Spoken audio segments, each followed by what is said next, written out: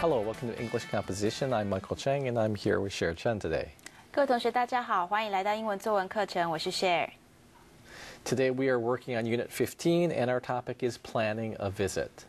好，我们今天呢要看的是第15课啊。我们今天的主题是计划一次访问行程。All right, last week we wrote an informal letter about our activities while on vacation. This week we're going to write a more formal letter that plans a visit by our guest by explaining the itinerary of the trip.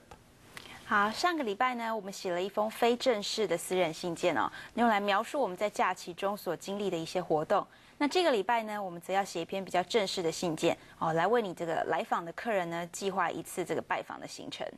Right, so now these are the key items on our itinerary. 好，现在各位同学在荧幕上看到的这一些项目呢，哦，是关于我们的行程表中的一些重要事项。All right, arrive on flight CE188. 好，这是到达时间7点40分哦，CE188班机到达。All right, now let's look at the next day, December 15. 好，下一天这是12月15号。9 o'clock, pick up from hotel lobby. 好，12月15号9点，早上9点哦，在这个旅馆的大厅接他。All right, 9:30, meeting with engineering team at the Taiwan headquarters. 好，9点30分和这个工程部门见面在台湾总部。12 o'clock, lunch with the CEO. 好，12点和这个公司的执行长吃饭。Right, 1:30 p.m., tour of the R&D facilities. 下午1点半到研发部门做参观。Right, now let's look at the next day, December 16. 好，下一天12月16号。8 o'clock, pick up from hotel lobby. 早上8点在旅馆大厅接送。8:30, high-speed rail to Kaohsiung. 8点半搭乘高铁到高雄。11 o'clock, inspection of production facilities. 11点视察生产设备。1:30, high-speed rail to Taipei. 下午1点半搭乘高铁回到台北。And 4 o'clock, meet with the engineering team. 下午4点和这个工程部门见面。Okay, now if we want to take this list and put it into a letter to our visitor, we can come up with a letter like the one that you see on page 173 of your textbook. 好，那如果我们想要根据呢我们刚刚所提到的这些信件这个上面的这些事情把这些内容放入写给客人的信中呢，那我们可以写出像课本第173页这样的信件。So let's take a look at our writing model now. 好，我们现在来看一下我们的这个写作范例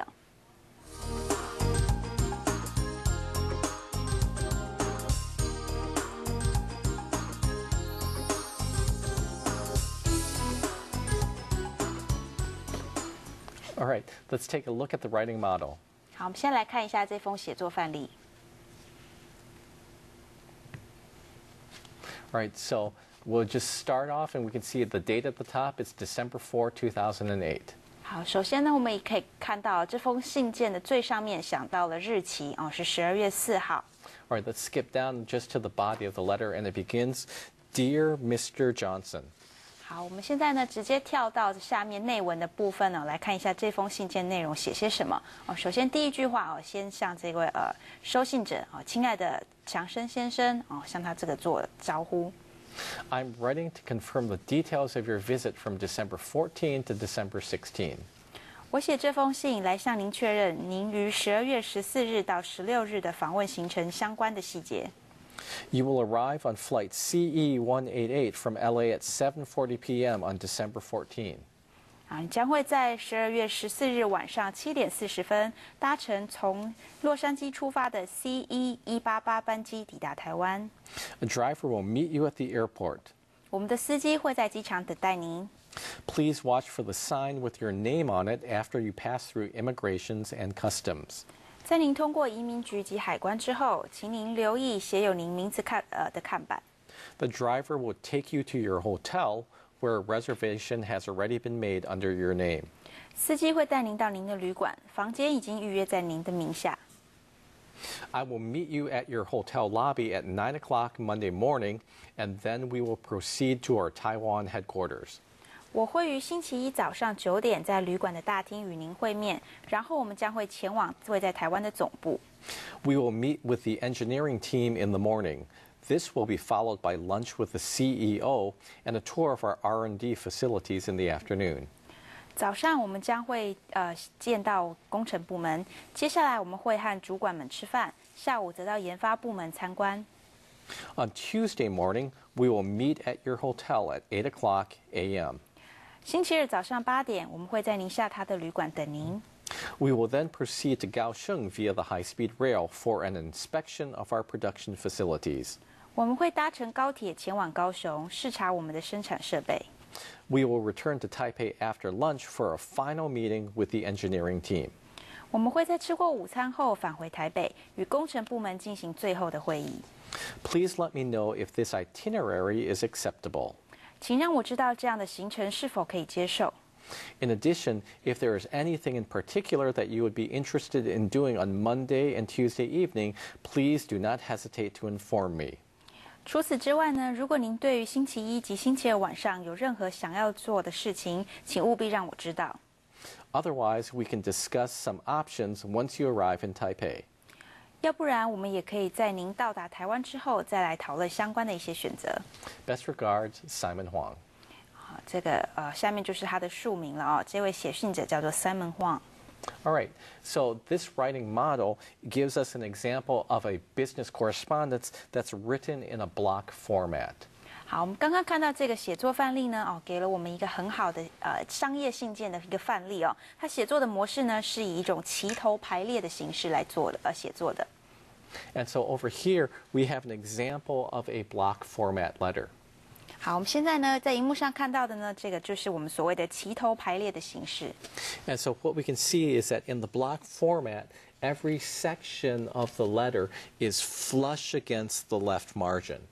好，各位可以看到呢，在齐头排列的形式中呢，每一个段落都应该靠着左侧的边缘来对齐。Right, and so if we look at the paragraphs within the body of the letter, we can see that each paragraph is written with no indentation. 好，那如果我们再详细看一下内文的部分呢，我们会发现这每一行每一个开头都没有所谓的缩排。And then we can also see that there's a blank line in between each section in the body. 好，我们也可以发现呢，在信件内文的部分，每一个段落之间都会空一行，以作为区隔。Right. There are some other ways that you can write business letters, and another style is what is called the modified block format, and this is an example of the modified block format.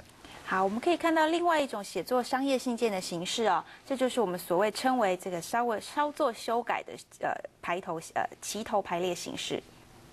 Right, so we can see here in the modified block format that the date goes off towards the right instead of the left side of the page.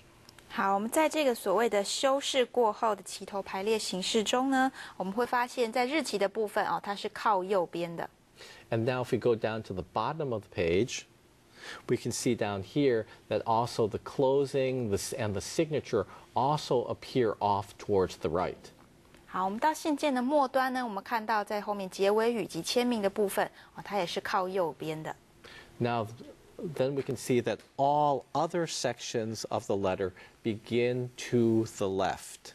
好，除了这两个地方之外呢，在信件的其他部分都是靠左边对齐。And so you can see also that none of the paragraphs are indented. 好，你也可以发现呢，所有的这个段落都没有所谓的缩排哦。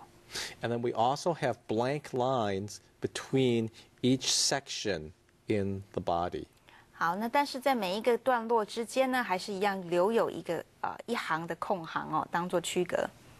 Now we're going to take a look at one more example of a possible business letter style, and this is called the indented format. 好，接下来呢，我们再来看一下另外一种所谓的商业信件形式哦，这个形式叫做缩排形式。Now the indented format looks very much like a traditional letter in format. 好，所谓的这个缩排形式呢，其实跟传统的信件形式非常的相似。And so, first of all, we can see that the date is off towards the right. 好，首先我们可以看到日期的部分是靠右边的。And if we go to the bottom of the page, we can see that the closing and the signature are also set off towards the right of the page. 好，那如果我们往下看，一样是看到结尾语及签名的部分呢，我们会发现它一样是靠右边对齐的。All right, so now let's go back and take a look at the rest of the body of this letter. 好，我们现在再回头，我们来看一下这封信件的内文部分。So first we can see that the greeting and the name of the person will go off to the left. 好，首先我们会发现呢，这所谓的问候语的部分呢，它是靠左边的。And then for the rest of the sections within the body, each paragraph begins with an indentation. 好，那在其他的部分呢，会发现每一个段落都有缩排。But we can also see that we have an empty or a blank space between each of the paragraphs within the body. 但是呢，在每一个段落之中，还是有这个所谓一行的这个空白来当做区隔。Right, and so we've shown you now 3 common techniques or 3 common formats for writing a business letter. The block format that you saw first is the most common format for writing a business letter. 好，那我们刚刚向各位同学呢，这个呈现了3种不一样形式的写作方式啊。那在这些方式之中呢，齐头格式是最常见的。Right, and the block format is so popular because it's very, very easy to do. It's you don't have to think very much, and you don't have to plan out how many spaces you're going to indent the date and your signature. 好，那为什么齐头形式是最受欢迎的呢？因为这齐头形式是最容易写作的一个方式哦。你很容易的就可以照着这个方式去写不需要去思考说你要空几个格子来做缩排，或是要往哪一个地方移多少的位置。All right, we're going to take a little break at this point, and we will be back soon. 好，我们现在先休息一下，我们等一下再回来继续看。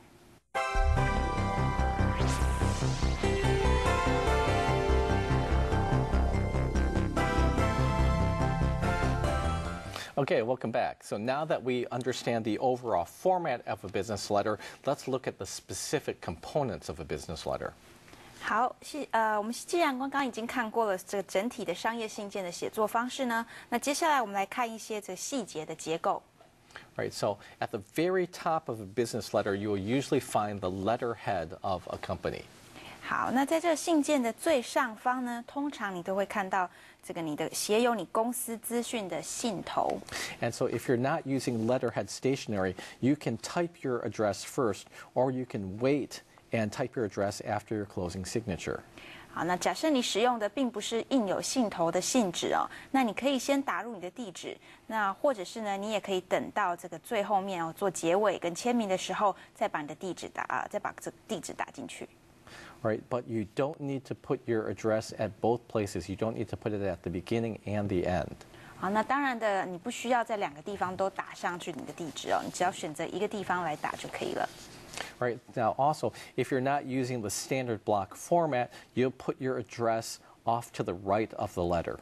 好，那一样的如果你并不去使用这所谓标准的齐头形式来作为来书写的话呢，你就可以把你的地址写在信件的右方。Right, so after the letterhead, we have the date.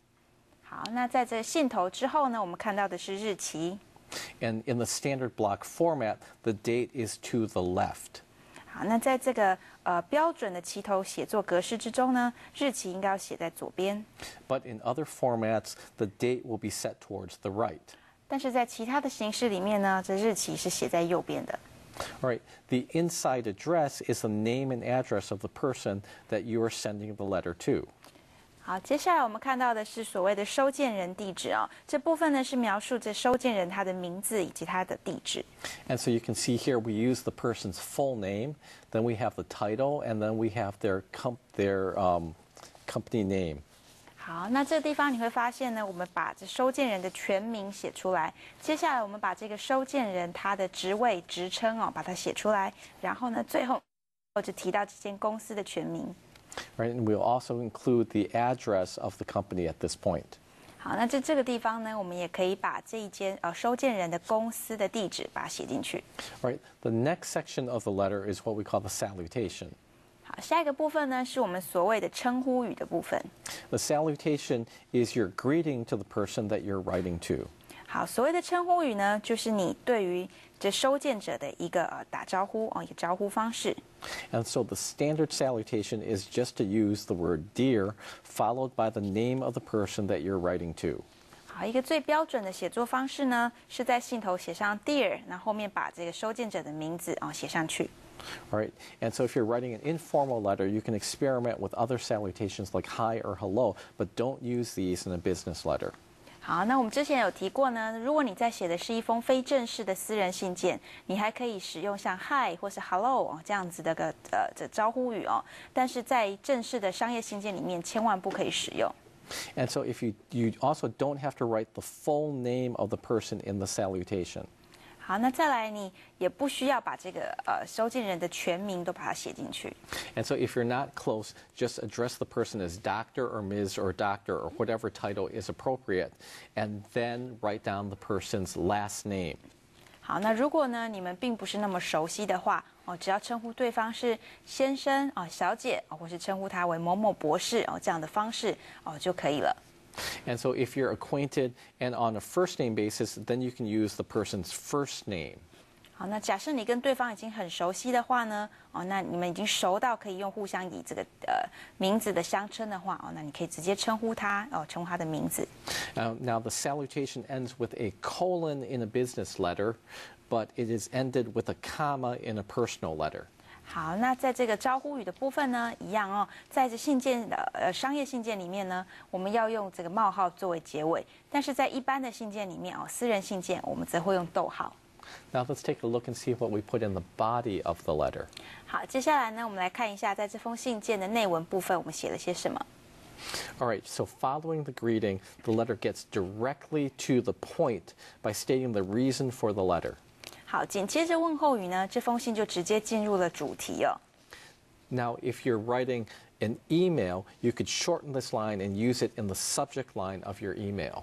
好，那因为在这部分呢我们是写的是这封信写信的原因那如果你现在写的是电子邮件的话就把这一行做缩短，那把它当做这封邮件的主旨放在主旨栏。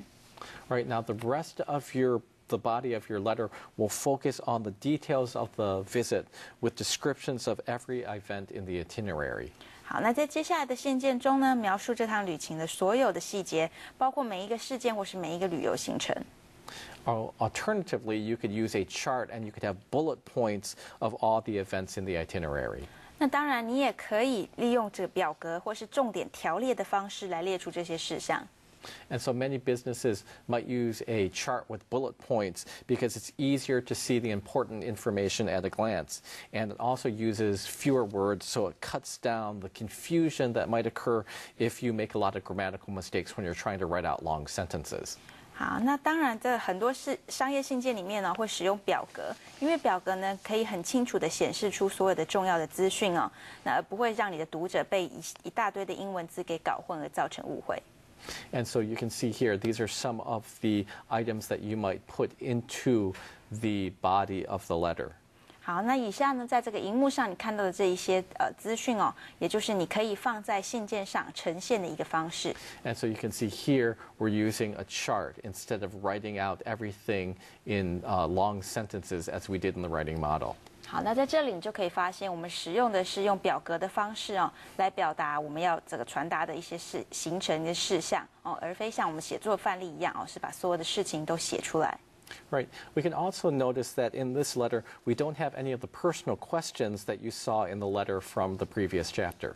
好，这封信呢和之前几个章节出现的信件都不一样它不包含任何的个人资讯。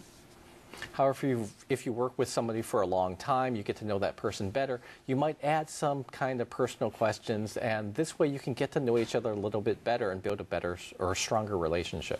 那然而呢，如果你已经和这个收信者已经工作一段时间，对彼此都已经够熟悉的话呢，你也可以加上一些私人的问候那透过这些私人的问候的方式呢，可以拉近彼此的距离。All right, finally, let's take a look at the closing that we have at the end of a letter. 好，那最后呢，我们来看一下这封信件最后面的结尾语的部分。And so the closing has some kind of a phrase like best regards, and then you have the signature. 好，那我们可以看到像一般的结尾语一样你会有这所谓的这个最后结尾的一个祝福，然后最后签名。All right, so you can use some of these phrases to close a business letter. 好，你可以用以下在这个荧幕上出现的这一些字呢，来结束一封商业信件。All right, now after this closing phrase, leave 4 blank lines so you can sign your name after the letter has been printed, and then type your name and your title. And if you didn't have your own company address, you can put it here if you desire. 好，那在这个结尾语之后呢，请留下4行的空行哦，然后在这个4行的空行之间呢，用手写的方式签上你的名字。那在后面呢，签完名之后，下一行请你用打字的方式打入你的名字以及你的职称。然后，如果你使用的信件呢，并不是有所谓的这个信头的性质哦，那你可以在这个地方再打入你的公司的地址。All right, so now let's take a look at something about names. 好，接下来我们来看一下一些关于这个称呼哦、称谓的使用方式。And so in the writing model, the author of the letter was Simon Huang. And so this means that Mr. Huang is probably taking on an English-style name just because it makes it easier for international business. 好，我们可以发现呢，这封信件的作者他的名字叫做 Simon Huang。哦，那我们可以从他的这个姓氏黄这里哦，会发现说，他可能是这个其实是有一个中文名称的，但是他在一般的这种跨国性的这些这个信件的书写上面呢，他会使用 Simon Huang 的方式，然后用外国的这个名字的写作方式。Right, so in this example, Simon is what we call the first name or a given name. 好，那在这个例子里面呢 ，Simon 啊，这是我们所谓的 first name 啊，或者我们叫它做 given name，也就是我们中文的名字的意思。All right, and then Huang would be the last name, the surname, or the family name. So these are all 3 things that mean the same thing. 好，那我们说后面这个 Huang 啊，我们可以叫它做是 last name 或者 surname 或者是 family name 啊，其实就是在中文里面代表姓的意思。And so now, at a very formal level of interaction, written and spoken communication would be conducted using a title and a family name. 好，那在一般正式的应对当中呢，我们会在姓氏之前哦加上称谓。And so we can see in the writing model, it begins, Dear Mr. Johnson. 好，我们再看到这个写作范例里面的例子啊，我们会发现它是用 Dear Mr. Johnson 的方式来做开头。And so here, Johnson is the family name. It's not the first name. 好，那在这里我们可以知道 Johnson 呢，他是这个收件者的姓氏，而非他的名字哦。And so if Mr. Johnson wrote a letter back to Simon Huang, he would begin the letter, Dear Mr. Huang. 好，那如果说这个 Johnson 先生呢，他接下来要回信给 Simon Huang，那他可以写这样子的开头哦，比如说 Dear 黄先生。Right? If he writes, Dear Mr. Simon, this is incorrect.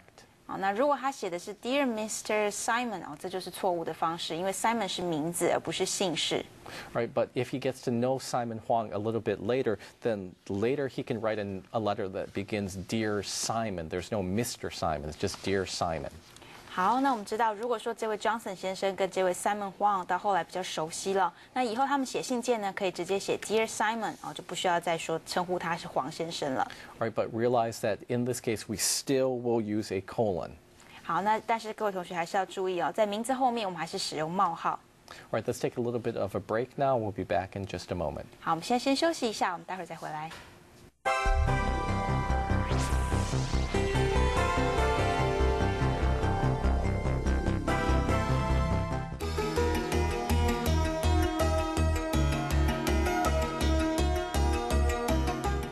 All right, welcome back. Let's work on the writing activity that you find on page 183 of your textbook. 好，各位同学，我们现在呢来看一下课本第183页这边的写作练习。And so in this activity, imagine you're a sales manager in Taiwan writing to a guest that's coming to visit your company. 好，现在呢，你想象一下，你是一位台湾公司的销售经理哦，有位客人要从海外前来哦拜访你的公司。And so you can see in the textbook that there's some information about the people in your company. 好，那你在这课本上面可以看到关于你这公司里面有一些重要的主管人物的资讯。And it also has a schedule for your guest. 好，那你也可以看到呢，这你的客人的行程哦。And so we are going to take this information and we're going to turn it into a letter. 好，我们接下来会把这些资讯呢放入我们接下来要写的信件之中。And so we can see our guest is Walter Blake, so we're going to start the letter this way. 好，首先呢，我们知道我们的客人名字叫做 Walter Black，那我们的信件呢，应该以这样的方式来开头。All right, so now looking at the appointment book, we can see that Mr. Blake will be visiting from December 17 to 18, so we can use this information in explaining the purpose of our letter. 好，那根据我们的这个访客行程表呢，我们知道这位Mr. Blake 先生呢，他会在12月17到18号的时候来访哦，所以呢，我们可以把这个资料当做我们这封信件的主要的主旨。And so we're also going to add a little greeting, and this is what we're going to write. Dear Mr. Blake, I am glad that our products meet the requirements of Acme, and I look forward to your visit to Taiwan. I'm writing to confirm the details of your visit on December 17 and 18. 好，那我们接下来可以把这些资讯写入信件中，就会得到像这样子的一个开头哦。那我们来看一下这封信件的开头。他说呢，亲爱的 Blake 先生我很高兴我们的产品获得贵公司的这个青睐那我很这个期待您的到访。那我写这封信呢，是向您确认您在12月17日到18日的行程。Right. Next, what you need to do is explain the schedule that you have set up for Mr. Blake's visit to your company. 好，那接下来呢，你就必须要去解释一下，说在这个你为这位 Mr. Black 先生呢做的这些行程。And so, when you take all the information in your book, you can end up with what we show here on the screen now. 好，那如果你照你的这个行程的这个访客的行程表上面写的呢，那我们最后就可以获得像现在荧幕上看到的这样子的信件。And so let's read it together. It says, a driver will meet you at the airport when you arrive at 10:30 a.m. on flight NA383 and bring you directly to our company headquarters. Once you arrive, we will be joined for lunch by our CEO, Andrew Lee. 好，那我们来看一下这封信件写些什么他说呢，司机会在机场与您相见当您这个10点40分到达的时候那您就可以直接呢搭乘这台车到我们公司的总部。那当你到达之后呢，你就会和我们我们的主管 Andrew Lee 一起共进午餐。After lunch, we will have another meeting with Nick Lowe, Oscar Su, and Daniel Zhang, the members of our sales team. After this meeting, Daniel Zhang will take you on a tour of the company and bring you back to your hotel.